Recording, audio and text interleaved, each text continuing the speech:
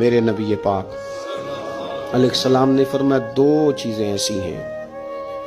جن میں بہت سارے لوگ دھوکے کا شکار ہیں، انہیں غلطی لگ گئی دو چیزوں کے بارے میں، دو چیزیں، صحیح بخاری ہے،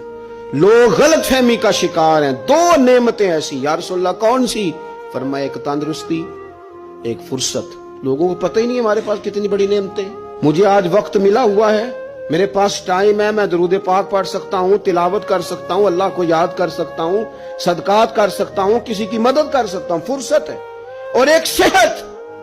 اور سجنوں وہ لوگ بھی ہیں جو اب کرسیوں پہ نماز پڑھتے ہیں، وہ بھی ہیں کوئی سہارا دے تو وضو کرتے ہیں، وہ بیچارے بھی ہیں کہ جن کا دل کرتا ہے کہ مسجد جا کے نماز پڑھوں، لیکن اب آنے کی طاقت موجود نہیں رہی، اس سے پہلے